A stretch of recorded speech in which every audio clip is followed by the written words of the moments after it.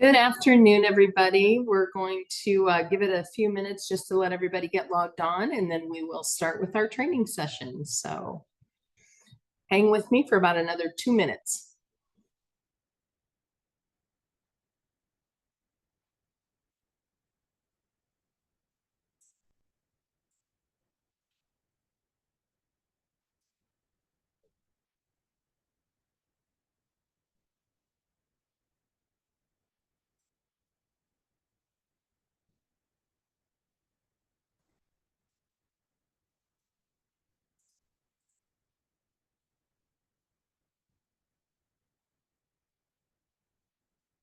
Good afternoon, everybody. Give me about another minute. We'll get everybody logged on here, and then we'll get started on our webinar this afternoon.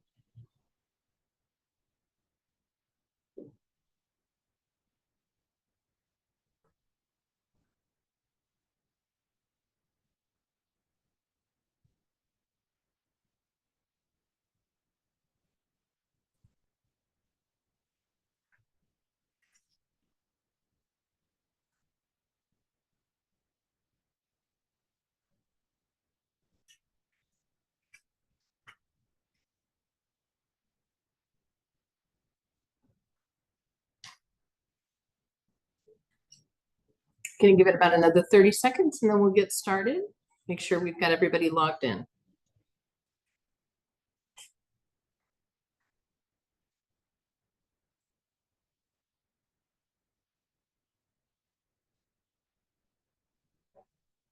Okay, we're going to go ahead and get rolling here. So good afternoon, I'm Becky Anderson.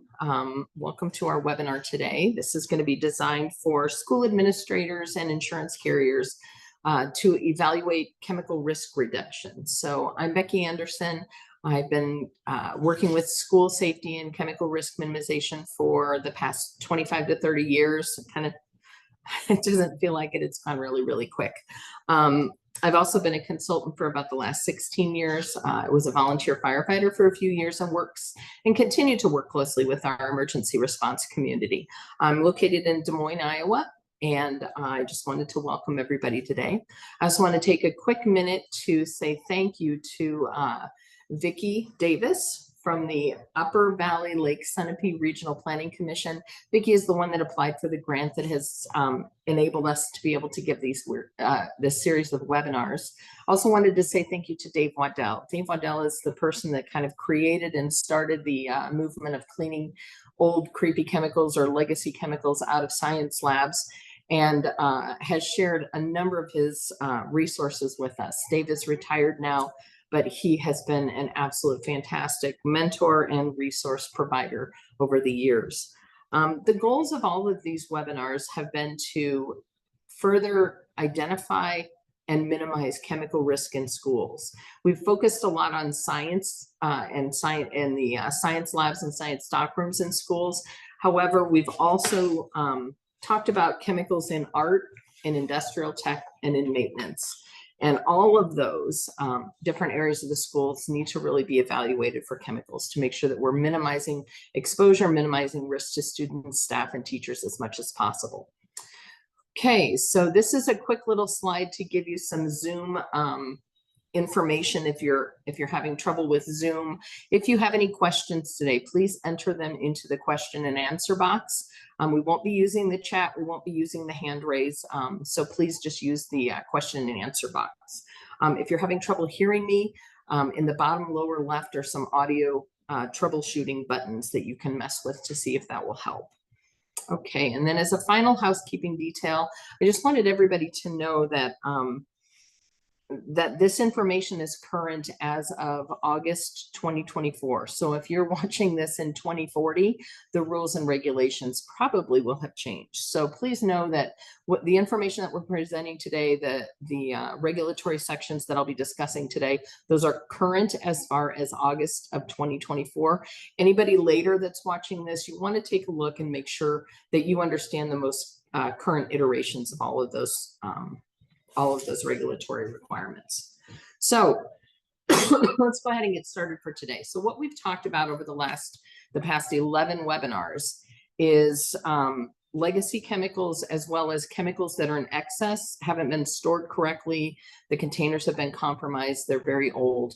All of those different things lead us to an excessive level of risk that we really want to make sure that we mitigate and minimize in classrooms and in stock rooms. It's just an overall strategy to help protect teachers, protect students, and minimize risk to anybody that's walking in and out of those stock rooms. We've talked about how to recognize whether or not we have legacy chemicals. Those are chemicals that have been left over from the 1950s and 60s. So they're really, really, really old, unstable, and unwanted. We've also talked about how to recognize if you have excess chemicals. So we really don't want to keep more than about a 5-year supply. And in the early webinars, those are some of the things that we talked about. We talked about safe storage, storage by compatibility, not just in alphabetical order. And compatibility storage is really what we want to see in all areas of the school. So we want to keep flammables in flam cabinets. We want to keep oxidizers separated from those. We want to keep acids separated from bases and keep those acids in corrosive cabinets. Those are some of the just kind of the high point ideals that we would like to. We've also talked about preparations for emergencies. So identifying the different areas of the classroom that have safety equipment for you, making sure that safety equipment is accessible and has also been tested to make sure that it's working as, for when you need it. When you want a working safety shower, there's really not a good alternative for it. So please make sure that you're checking those. We also talked about different types of regulatory compliance code sections that are applicable to these for schools. And one of the things I want you to remember today is that these code sections vary state to state. So please make sure that you're paying attention to which state code information that you're looking at so that we can stay in compliance with those things. Today, what we're going to talk about are just kind of an overview on requirements for chemical safety, how easily or how best we can meet those requirements. Also overview requirements for environmental compliance, and then also fire prevention and life safety. I'm going to talk at the end about strategies to deal with or improve safety when you've got bad players, when you've got a teacher that's not making good decisions, or you've got students that are really not making good decisions in labs. So what are some of the strategies that we've seen over the years, and how can you implement those into your schools? And then we'll talk about funding options or ideas for minimizing costs for legacy lab chemical cleanups in particular. Those are the ones that get really, really expensive. So we'll talk about that as well. So why do we want to talk with administrators and insurance carriers? And why are we leaving the last webinar targeted specifically at you folks? It's because you make a significant difference. Over the years, over the past 25 years of doing this, and I've led Rehab the Lab efforts in Iowa and in a few other states as well. I've done a ton of training. I've done a lot of lab walkthroughs. I've assisted a number of schools, several hundred schools, with training and then with on-site evaluation of their legacy chemicals for disposal assistance. And what I've always found is that the buck stops with the administrator and also with the insurance carrier. So if we have an insurance risk manager that walks through a school and identifies risk and identifies problems in chemical stock rooms, the schools pay attention to that, they find funding, and they get rid of those chemicals. I also see the same thing when administrators are engaged. So if you're a superintendent or you're a principal of a school, when you make the decision to engage with chemical safety and chemical risk mitigation and emphasize that to your teachers, that has an enormous impact, positive impact on the overall safety of the entire district. And so you really are the influencers here. And I really want you to understand what are the things you should be looking for, what are the questions you should be asking, and then what are some of the strategies you can do, you can implement when you find a problem. Because it wouldn't surprise me if some of you are still sitting on large quantities of legacy chemicals. They just seem to be prevalent. They're throughout the United States. If you haven't done a focused legacy chemical cleanup, then chances are your school still has them. Administrators in particular who engage in this and who implement a safety committee, a chemical safety committee, who assign a chemical hygiene officer, All of those things have had very positive changes result in the schools that I've been involved with over the years. So I'm going to try to go through that information for you and make it as easy as possible for you to determine kind of what the status is of your school. Now, what this is not is this isn't a new job description. These code requirements have actually been on the books for quite a long time. It's not another list of duties, and it's not me telling you how to do your job. You really need to be the one that engages in this and identifies whether or not this is something that you want your school to focus on. And I'm going to encourage you to do that because I do think it has a big positive impact. It's an overview of what I've seen. It's also an overview for you of strategies that I've seen that have been successful, as well as some of the challenges. I'm going to share some of the stories of some of the bad players that I've seen and run into over the years so that you can hopefully avoid that. And again, I'm going to try to keep this information as concise for you as possible so that you know exactly what questions to ask, what to look for, and what you have to do to make these changes, these positive changes. So we're going to start with hazard communication. This is an entire program that's governed or regulated by OSHA. Now, we have some schools that are not in OSHA regulated states, New Hampshire predominantly being one of them.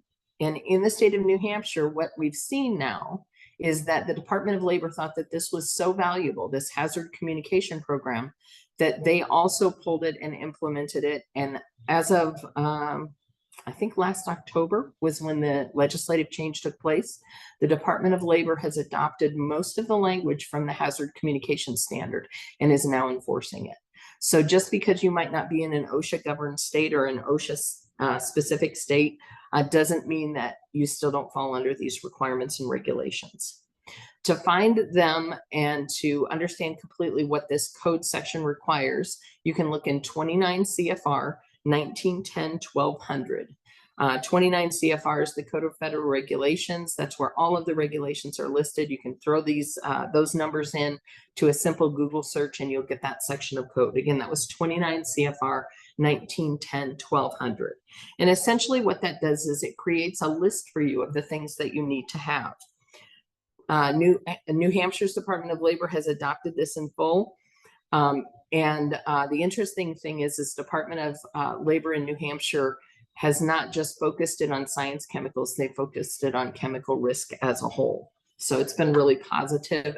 It's very beneficial for protection of teachers.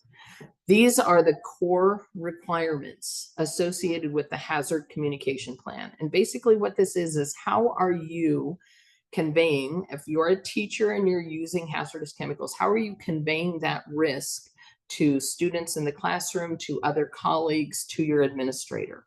And the key ways that we do that are through the use and collection of safety data sheets.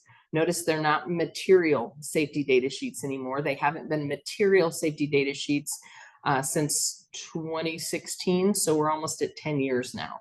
It's one of the little low-hanging fruits I know I've seen OSHA inspectors in Iowa use, is that they will ask to see your material safety data sheets. And if we don't correct them and say, well, we don't have any MSDSs anymore, but we have safety data sheets for you to observe or for you to take a look at, that's one of the ways that they kind of check to see if you're most current on code. Other items, including the safety data sheet, other items in addition to the safety data sheets include labeled containers. The labels, there are required components that must be on labels now. And these are not just labels that where we can, take the piece of lab tape, write 10% sulfuric acid solution and slap it on a beaker. That just doesn't work anymore. It's non-compliant. And frankly, those kind of labels present a lot of risk to folks that don't know, especially if they're written in scientific nomenclature. A lot of folks don't know how to read that. So we want to make sure that we're in compliance with the HAZCOM or OSHA Hazard Communication Plan labels. They require the name of the chemical spelled out, signal words to indicate whether it's a dangerous or a warning on these particular chemicals. They include pictograms, hazard and precautionary statements, and the name of the supplier. Now, if you're having trouble fitting all that on a teeny tiny little label, I totally get it. Avery has some good templates for you to use. You can also contact some of your suppliers and ask them for additional labels, and they generally have them made up and we'll send them out to you. But again, Avery is an excellent resource. You can type them in and print off your own labels. So that's one of the things that I've seen a lot of success from school districts. Pictograms, we need to know, and you'll see the pictograms on the slide. There are 9 different pictograms that give an at-a-glance identification of risk. And we want to make sure that all of our students and, all of our teachers and staff are familiar with those at a glance. I think it's also a good time or a good opportunity to share that information with your students as well. All teachers need to be trained on hazard communication training. There needs to be a program that's written. In Vermont, this is required. In New Hampshire, they don't call it the HAZCOM written program, they call it the written safety program. So both of those states, though, do require written programs for this. And in New Hampshire, there's a lot of emphasis in the code for public sector employees that are required to maintain a safe work environment, and employers are required to provide training and tools as necessary for that. And that's actually language straight out of the code for New Hampshire. So please make sure that you take a look at that. All right. Questions that can be asked by administrators or by insurance carriers to see whether or not a school is in compliance with this is, we're going to just start with, is there an accurate chemical inventory? And this is not just for stock rooms. There needs to be an accurate chemical inventory of everything that's on site. I know that feels overwhelming, and I shouldn't say everything that's on site. OSHA does have some leniency in its language for things that are consumer products.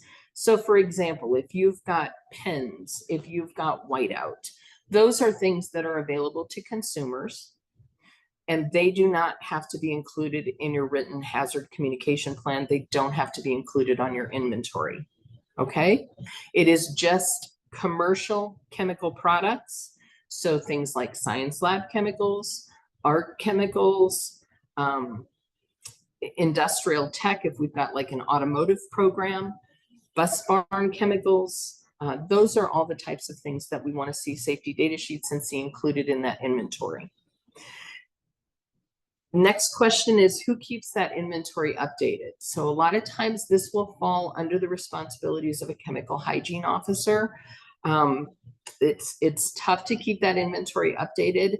And I don't think that OSHA has the expectation that you have to monitor it and update it every day. In fact, what most schools do is they update the inventory at winter break, and then they update the inventory right before summer break.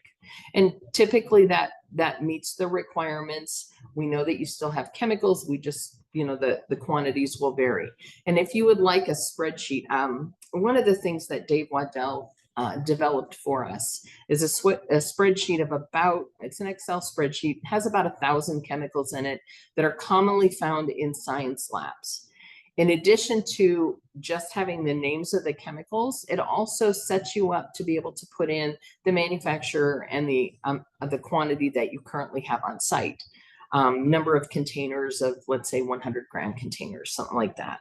It also, in this particular spreadsheet, identifies risk associated with the chemicals and whether or not these chemicals are so dangerous they should be considered for a ban.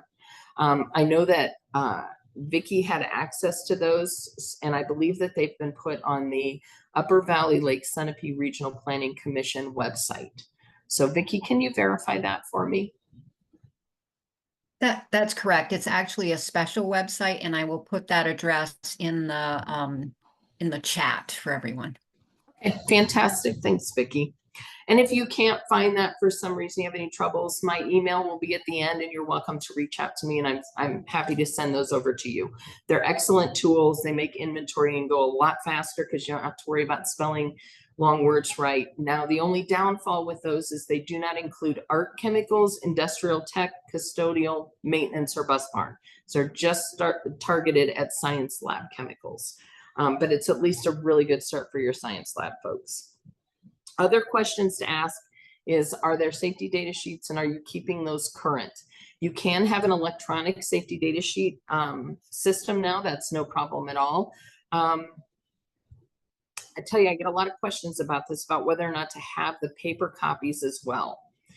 And for most of my industry folks, what I've done is I've advised them that electronic is fine as long as everybody has access to them. It's hard to make sure that everybody has access to those. So I've asked my industry clientele to go ahead and download those and keep them on site in paper copies, just alphabetical order by chemical. And that seems to work pretty well, just as kind of a backup plan. Other questions: are the containers labeled correctly? Do the teachers know how to read the safety data sheet? Does your staff know how to read and review a safety data sheet?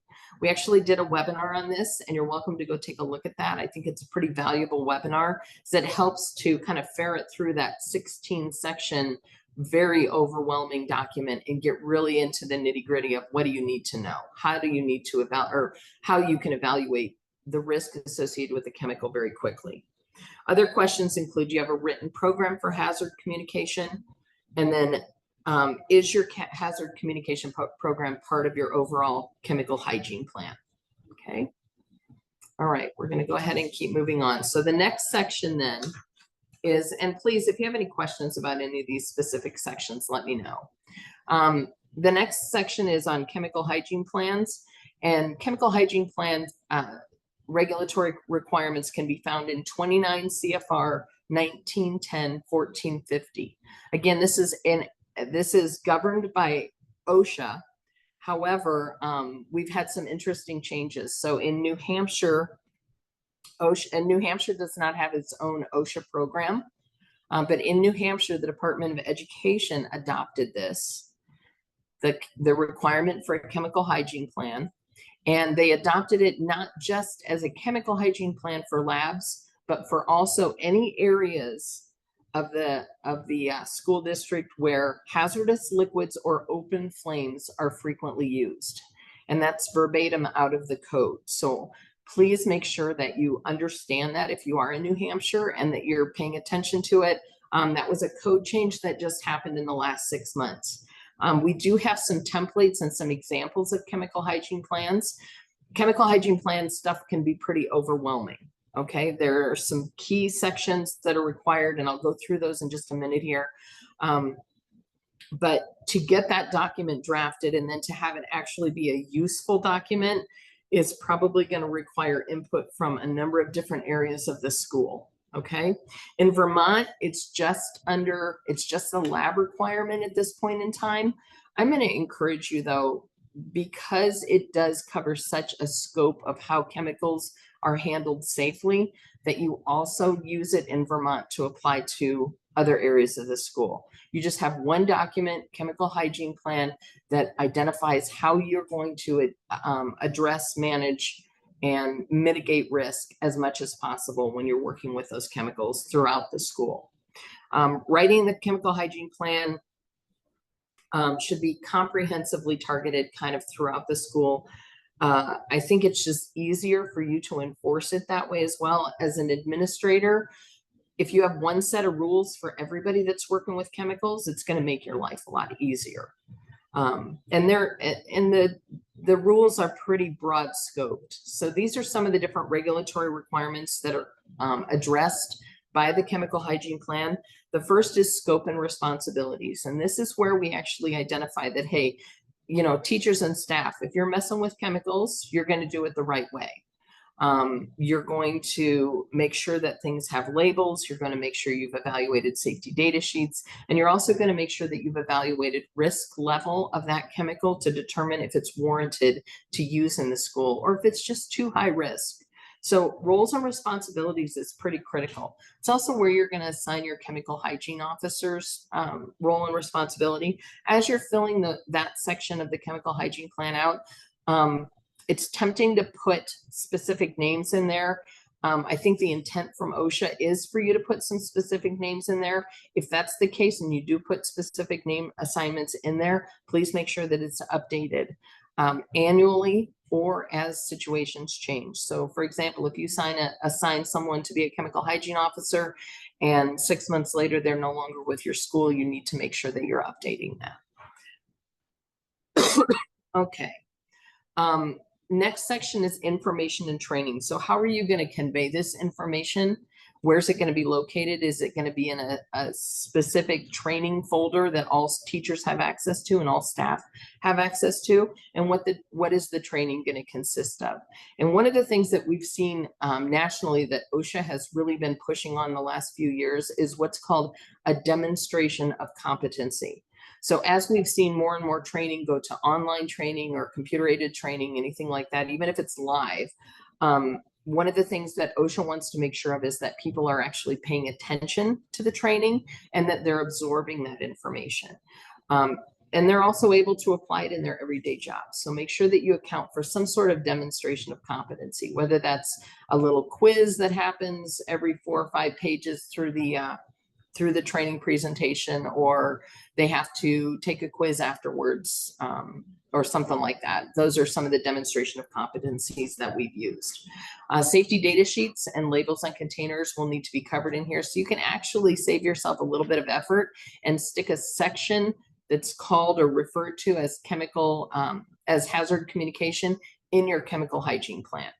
That's one way to kind of take care of both of those regulatory requirements, but just have one document. And it's perfectly acceptable for you to do that.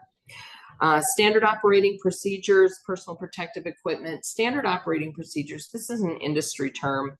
And to take and morph it into something that is useful for schools is kind of tough. But basically what this is going to outline for you on a step-by-step basis. Okay, if I've got chemicals, let's say I've been using some methanol to clean windshields in the bus barn. Windshield washer solution is methanol with a little bit of fragrance and a little bit of colorant added to it, but it's usually methanol. And we want to go and get rid of that because we've got a container of it. We've washed all these bus windows, and now we've got this gucky, yucky, brown, dirty methanol that we need to get rid of. Well, that's a flammable solvent. It's also toxic, and it's considered a hazardous waste. So one of the things we would do is SOP for our chemical hygiene plan would be, how are we going to get rid of spent or dirty solvents? And we're going to say, okay, number 1, we collect it, we put it into a fireproof container. Number 2, we label the container correctly. Number 3, we work with our hazardous waste vendor. Number 4, we know we have 180 days or whatever that time frame is for you to get rid of it. We know what that time frame is. We list it in this SOP and we say, and then it's disposed of properly. And then you might even want to put a statement in there that says, and everybody is trained that they don't dump it down the drain. They don't dump it down the fence line for weed control. They don't send it home with anybody. They don't light it on fire in the parking lot. Okay. So those are all things that we can add in that just generally prove that we've thought about these things. We've thought about the risks, and we want to make sure that we're addressing all of them and we're doing the right thing with this stuff. So those can also be included. There should be a series of SOPs included in your chemical hygiene plan, and they can be very generic. Things like, if I have a dilute solution of chemical that I'm making up, this is how I'm going to label it. Step 1, step 2, step 3, step 4. So they don't have to be long. They don't have to be fancy. They can simply be lists of how people are supposed to do things when it comes to chemicals. The last section, or the next section, is housekeeping, maintenance, and inspections. And basically what this comes down to is, how are you going to make sure that the safety equipment that you have in place is being maintained? How often are safety showers going to be flushed? How often are eye wash stations going to be flushed? Whose responsibility is it to do that? What are the steps necessary to take if those pieces of safety equipment come back and they're not working correctly? So those are the things that we want to include in the chemical hygiene plan as well. Next section is required approvals. Now, this is an area I want to spend a little bit of time on this, because this is going to, if you have a robust approval policy in place for chemical management, it's going to really save you a lot of headaches. And I've seen this over the years many, many, many times. What this means is that if a teacher decides that they want to do a really, really cool demo, or they want the students to start doing a new lab or a new art project, but they're working with something that's exceptionally dangerous, a particularly hazardous substance is the way that OSHA refers to it. If they're working with a particularly hazardous substance, Is there anything preventing that teacher or that staff member from just ordering stuff, getting it in and using it in the classroom? Or if it's a particularly hazardous substance, does it have to undergo a review process so that everybody at the school, everybody on your chemical safety committee knows what the risks are and helps to evaluate whether or not that's appropriate? One of the examples I want to give you. Okay, I ran into this. This was a long time ago. This is probably 15 years ago, but I got a call from a biology teacher. Biology teacher said, hey, I've got this AP student and he's super interested in molds and toxicity and exposure and all this kind of stuff. And I said, okay, you know, what are you thinking about? She said, well, he wants to bring in 500 mils of aflatoxin and then expose different media to this aflatoxin and see what happens. Well, I started doing some research. I knew aflatoxin was bad. And what I determined while I was doing my research and checking in with a number of colleagues is that 500 mils of aflatoxin, if dumped down into the sanitary sewer, would be at a concentration to make a lot of people very, very, very sick, if not dead. And our sanitary sewer system wouldn't be able to filter that out. And chances are that it may actually make it through the sterilants in the sanitary sewer system. And even if that wasn't the case, all of a sudden I've got a deadly toxin that I'm going to put in the hands of an 18-year-old in a school that may or may not have a working fume hood.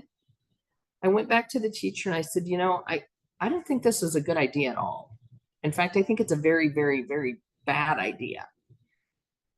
If you want your student to work with aflatoxin, he needs to partner with a university that already has aflatoxin and has biological safety labs already identified and has measures in place to protect the student and everybody else from an inadvertent problem with aflatoxin. The teacher went back to the student and said, you know what? Thought about it, and you're not going to bring aflatoxin into the school. That would have been a very, very good opportunity for a chemical safety committee to review aflatoxin, to review its risks and say, we're not going to do that in our school.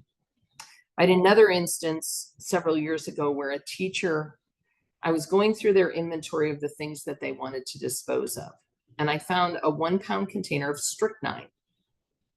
And I asked the teacher, I said, why do you have strychnine in your lab? Is there a particular lab or what, you know, was this just, did you inherit it? And the teacher was a young teacher. And he said, well, I just really wanted to see if I could order it and have it delivered. And it showed up. And I thought, okay, you know, you ordered it and delivered it and it got delivered and you probably paid $50 for it. And now it's going to cost about $1,000 to get rid of. It's probably not the greatest, smartest purchasing practice you've ever used. Not a good day, not a good day at all. Not to mention the level of risk of having a pound of strychnine sitting in a chemical stock room. So those are instances where if we're going to bring something in that's particularly hazardous, and you can define that for your school, what that means. OSHA has some definition information, but you can develop a definition for yourself. And if a teacher wants to bring in something that is particularly hazardous, the committee needs to decide, is this warranted? Should we go ahead and allow this to happen? Or is this just too risky for the school environment that we're in right now? So please make sure that you're paying attention to that one. The required approval process, I think, is critical to making sure that we're continuing to mitigate risk. There's additional protection. There's a section on additional protection. So what other personal protective equipment, what other respiratory protection, what other measures do you need to have in place, from engineering controls to administrative controls, to further mitigate risk if you do agree to bring in a particularly hazardous substance.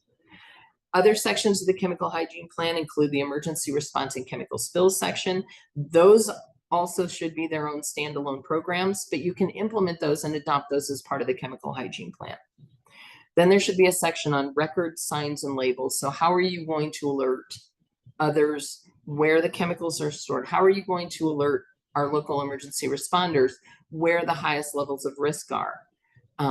through signage, through labels on exterior doors, anything like that. And then the final section would be waste disposal, air monitoring, and a medical program. And the medical program means if I have someone that is working at the school and they have an exposure to a certain chemical, at what point do I send them to the emergency room? At what point, it's the decision-making process that has to happen ahead of time when we're dealing with particularly hazardous substances.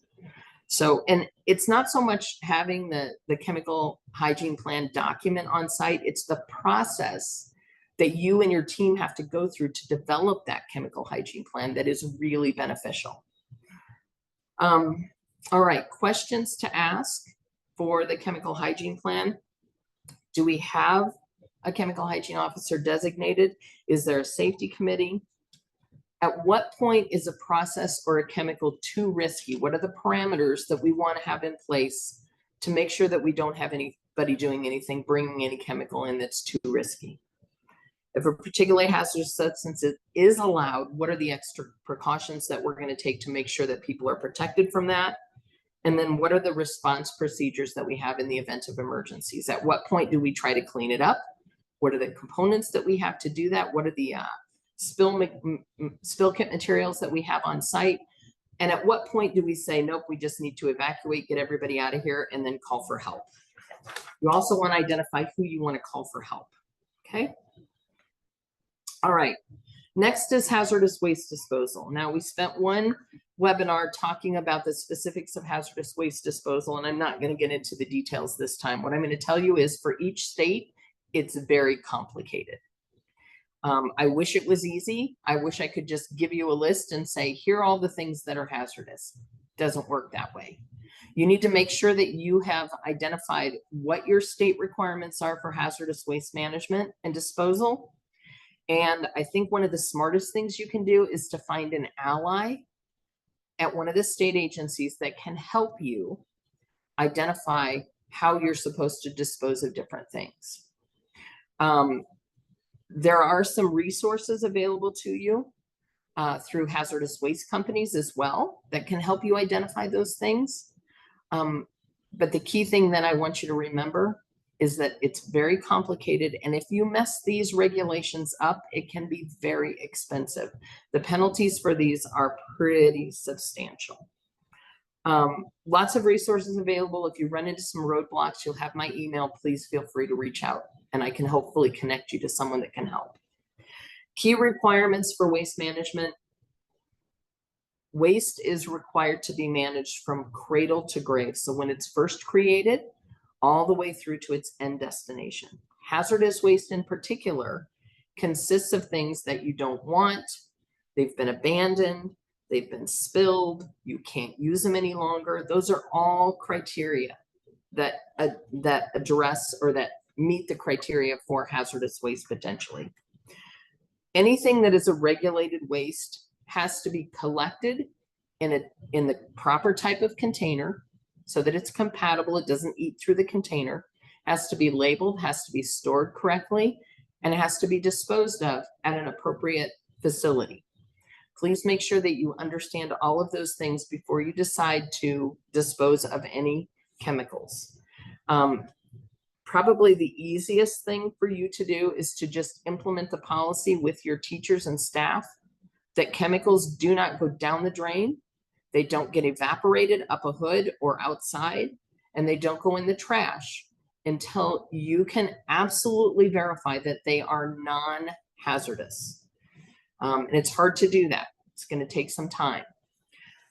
This is not an all-inclusive list, but I've given you some ideas here on different types of hazardous waste that we do see in schools, and a lot of these are missed a lot of times. So probably one of the things that I see the most are aerosol cans that you can't get the contents out of, like spray paint or bug spray, anything like that. They've gotten clogged up, the tops no longer work. If it's got product left in it and you can't get it out the top and you want to get rid of it, it becomes waste, and it's very likely that that's going to be hazardous waste. And this is including things like silly things like hairspray, okay, personal care products even. So make sure that aerosol cans are managed correctly. The next one is rechargeable batteries, particularly lithium batteries are presenting us with a lot of risk. Rechargeable batteries are the ones that are made from lithium are creating a lot of fire hazards throughout the company. Okay, and I've got a comment from Julie. New Hampshire just changed the regulations on aerosol cans. That's great. They're now all considered universal waste, no matter what's in them or how full or empty it is. That's fantastic. Julie, I'm not going to get into the difference between hazardous waste and universal waste. We just don't have the time today. But what I'm going to say is all of it is regulated waste. And our teachers and our students and our staff need to understand that anything that is a regulated waste has specific rules around how it's to be collected, labeled, managed, and disposed of or recycled. So that's true. And I'm glad that that's fantastic for New Hampshire. That makes it a lot easier. But aerosol cans fall under that category. Rechargeable batteries are also regulated waste. Fluorescent light bulbs and sometimes even the LED bulbs may have toxic metals in them, which creates a hazard, and they are then also considered regulated waste in most states. So these are some things that I just want you to make sure before you throw them in the trash, make absolutely certain that they're not covered under regulation in your state. In science, the typical hazardous waste that we see or regulated waste that we see includes solvents, toxic metals, acids, and bases. In art, a lot of times we see ceramic glazes. And one of the things I want to give you a heads up about is that hazardous waste, ceramic glazes, I have seen over the years that teachers can order what's called a school basic pack that'll come with 8 or 10 or 20 containers of liquid glazes. The really, really, really frustrating thing is some of those still contain toxic heavy metals in them. So you want to make sure that you're paying attention to that. Sorry, I just kind of lost my screens there. Okay. In industrial tech, the things we see are spray paints or spray cans of things like brake cleaners a lot of times, brake cleaners or lubricants, anything that's in a spray can. Solvents, solvent contaminated rags is another one that's really a challenge to deal with.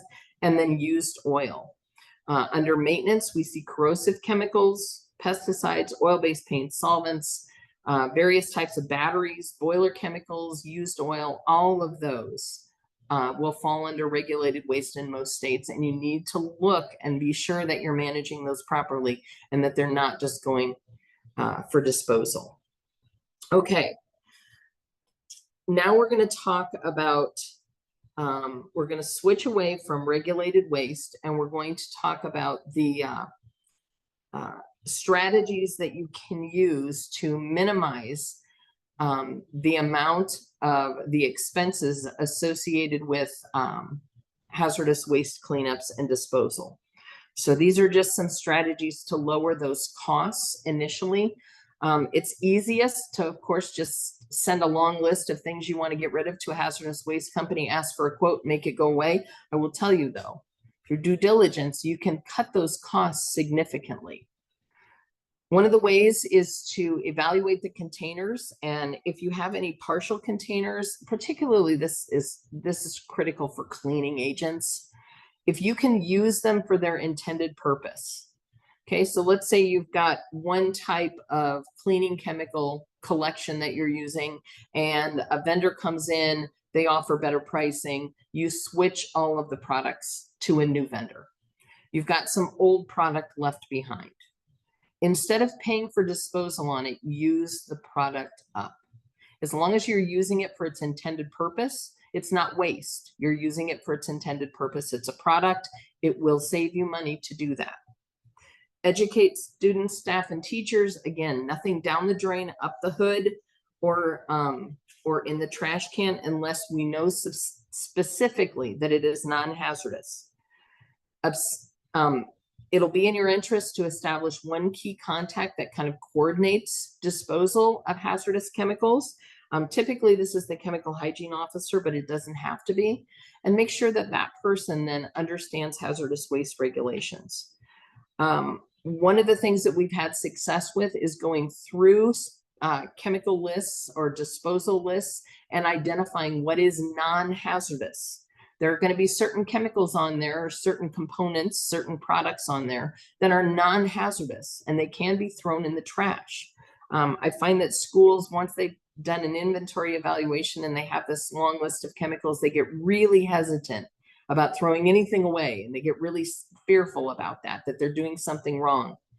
Work with your hazardous waste disposal company, work with your solid waste agency to identify, is there any way that you can throw some of these things that are non-hazardous in the trash that's going to substantially minimize your disposal costs as well.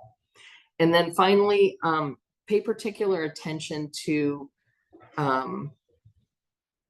the scary things, the legacy chemicals that are unstable, radioactives, peroxidizable chemicals.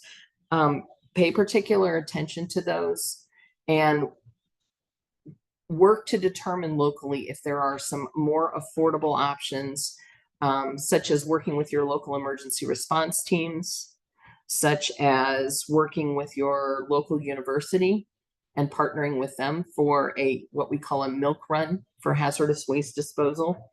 And then please make sure that you're preparing for any emergencies that may come up. Questions that you need to ask for environmental compliance is, how are we collecting waste? And if we go down to the science room or we go to the art classroom, in the art classroom, let's say we're painting and we use a little paint thinner to clean out brushes. You're going to want to ask to see, well, where's the waste paint thinner at? Because if they don't have that container, chances are it's either going down the drain, up the hood, or in the trash. So please make sure that you're asking those questions. Ask if there's a written procedure or how waste is collected. Are the containers compatible with the waste that's being collected them? Are they being labeled properly?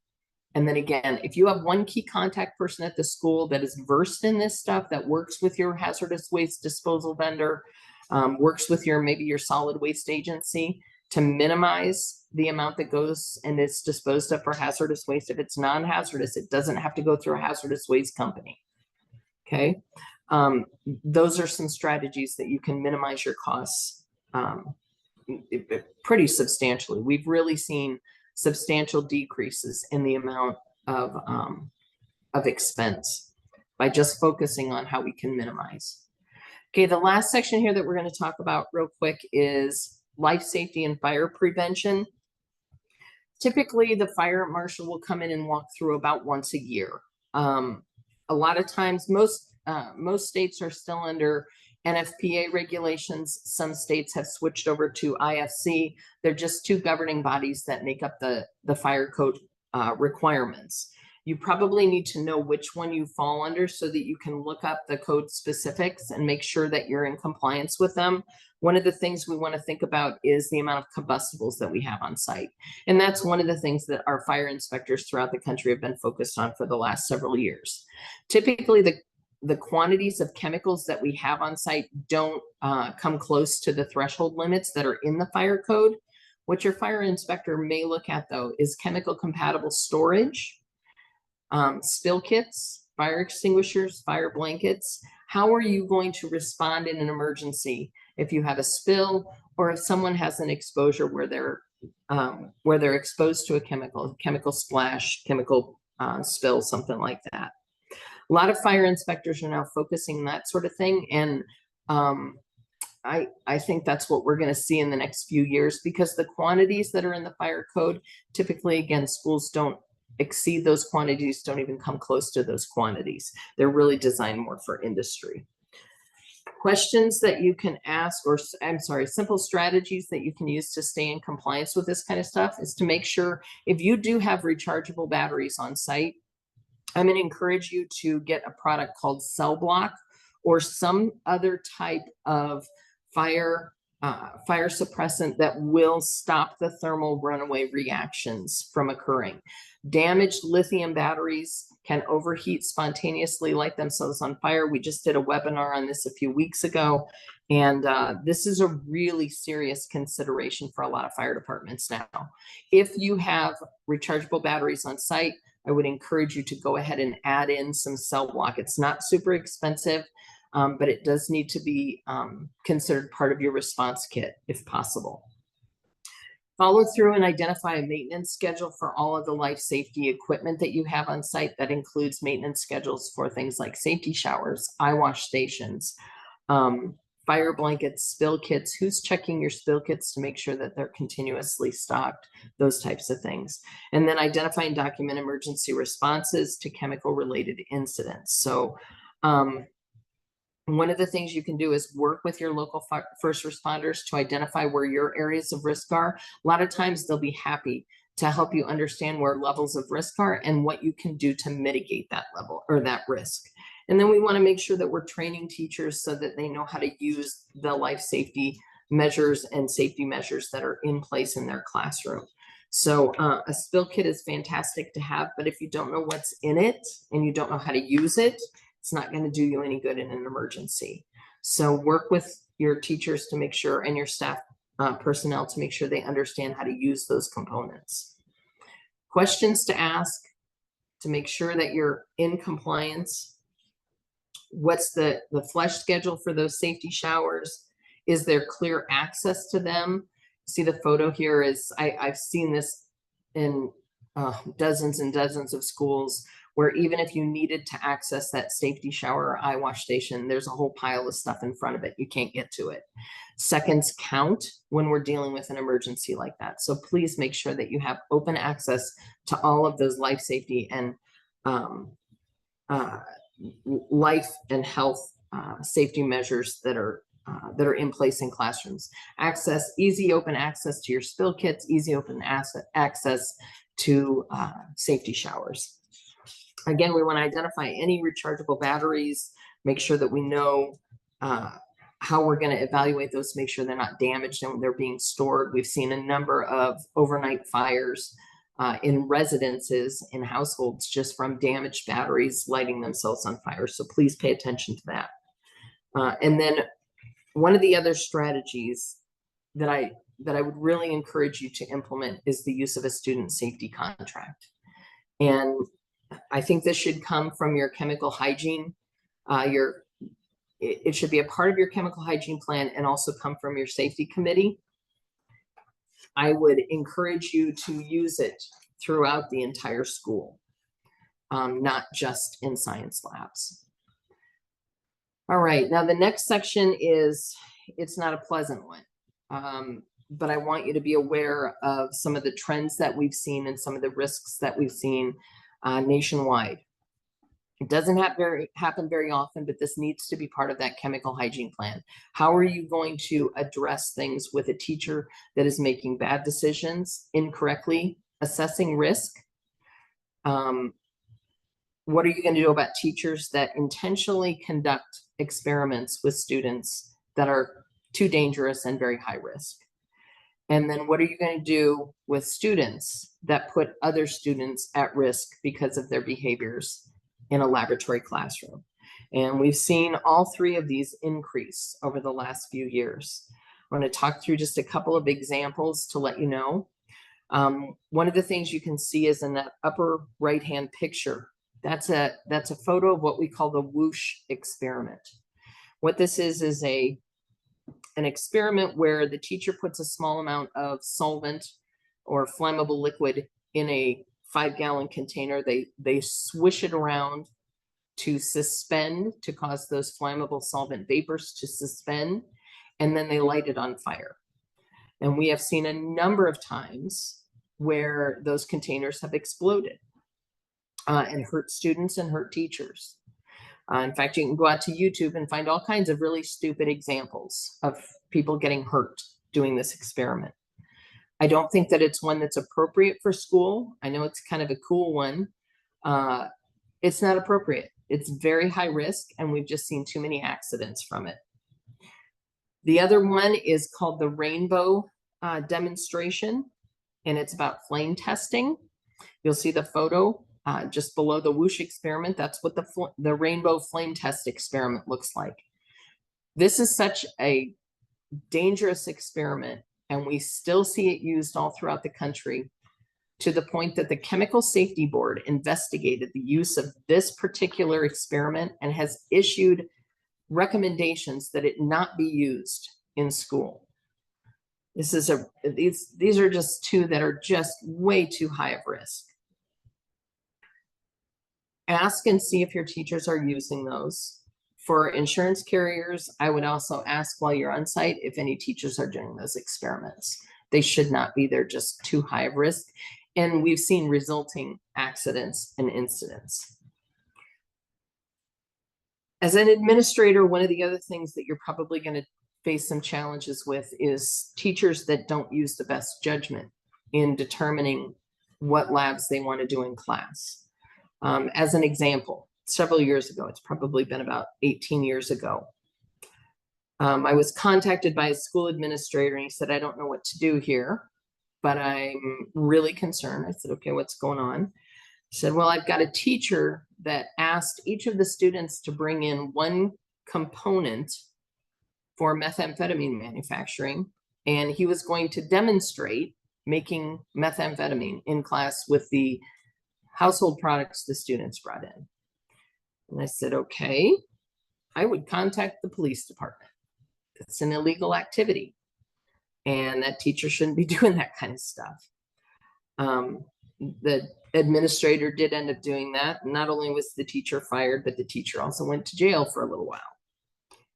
The next thing, another example was I had an administrator, a school principal called me, and he said, I've got a teacher. I don't know what to do about him. He keeps getting into his chemical storage cabinet. He's doing metallic sodium water reactive demonstrations. But the problem is he's using too much sodium, and he blows apart the beakers.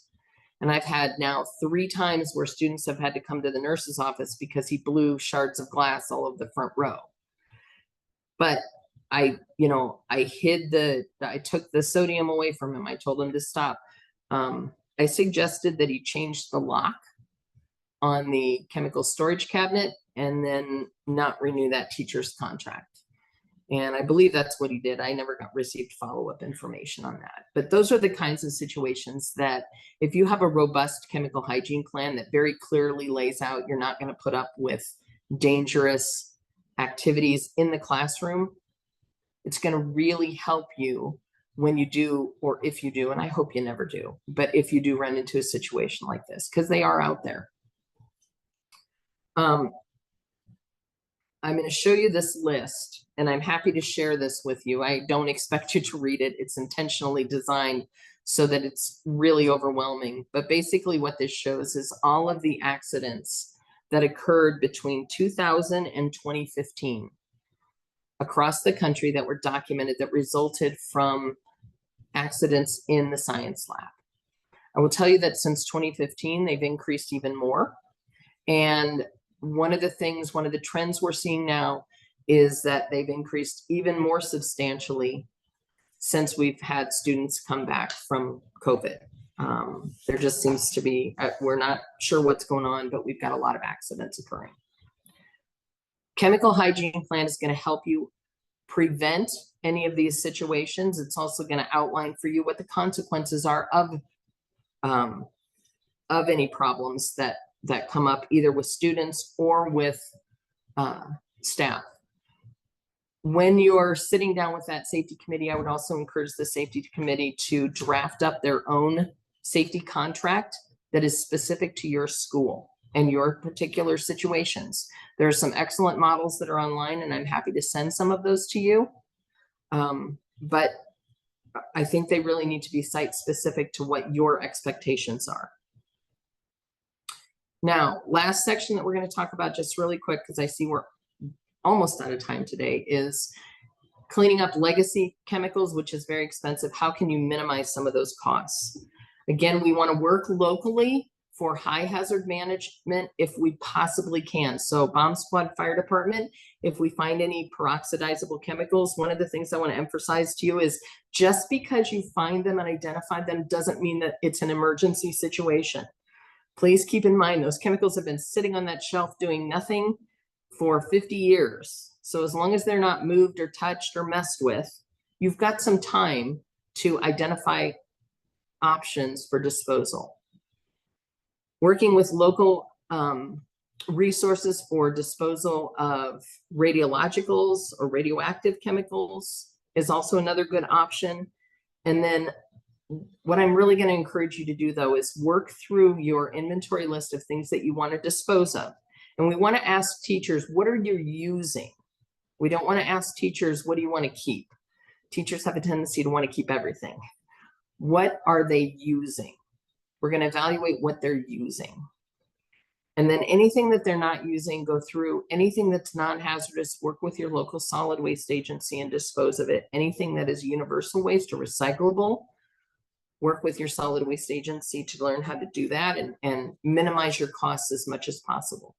I would also encourage you to possibly work with additional schools for what we call a milk run, where we contact one hazardous waste disposal company and we work with that hazardous waste disposal company to go to multiple schools in a short time period.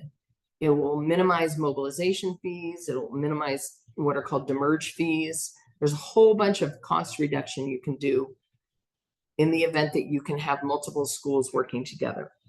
In Iowa, we were able to save hundreds of thousands of dollars for schools by selecting one vendor for the entire state. I did have a few schools that decided that they wanted to go out and get their own bids. And pretty much what we found was that we saved them about 30% on average. And that added up to a lot of money over a large number of schools.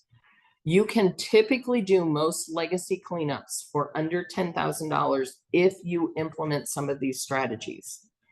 One of the things I would encourage you to think about is a lot of times when schools undertake this legacy chemical cleanup,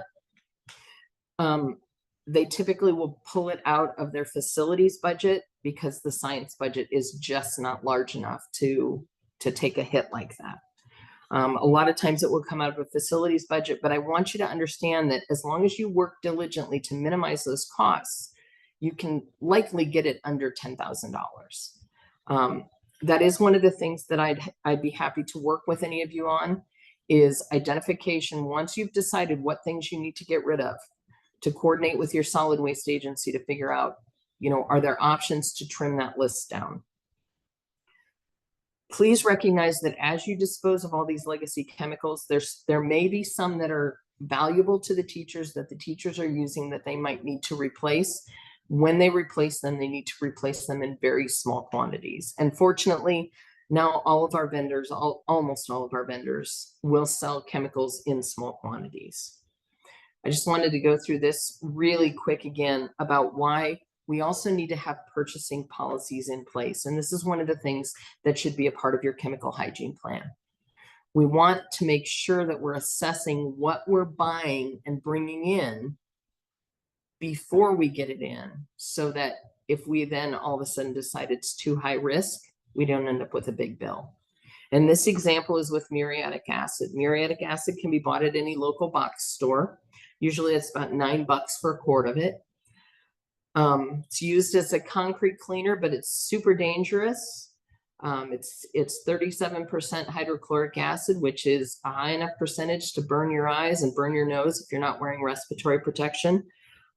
Makes you cough, irritates your respiratory tract, and if you splash it on your hands, it'll leave burns. So if you don't have the right personal protective equipment, training, and respiratory protection, it's really not something you should be using, even though you can get it for $9 at a local box store. By the time you go to dispose of that, so let's say you use a quarter of a cup of it and decide, wow, this stuff is wicked, I'm not using it anymore. By the time you make the determination that it's waste and you go through the process of disposing of it properly, your $9 investment just went to a little over $1,000 to get rid of. It's just the nature of hazardous waste disposal. It's very, very hard for schools to accept that after they've purchased those and invested in chemical expense anyway. to begin with. So please make sure that before you bring anything into the school, you understand the risks associated with it and that you've got some good solid policies that help mitigate that risk. Okay, we've completed 10 webinars. I'm about 5 minutes over and I apologize for keeping you long today. The webinars can all be found out on a website that Vicki has in place, and she will share that with you if you send her an email. I'm happy to assist any of you if you know you have legacy chemicals and you'd like some help in kind of ferreting through them and determining which ones are non-hazardous and other options that you might have to dispose of them, please reach out to me. I'm also happy to help with things like writing a chemical hygiene plan. I've written several for a number of schools, probably close to 50 now, a lot. Also things like safety contracts. I'm happy to assist with that. So please feel free to reach out. These are some things that you can do today. And if any of you have any questions, please type them into the question and answer. And otherwise, I'm going to leave you with my contact information. So there's website, there's my email, and my phone number. And if there's anything that I can help you with as you move into another school year, please let me know. And I hope it's a really good, really safe school year for you. So thank you all. Anybody has any questions, please put them in the Q&A.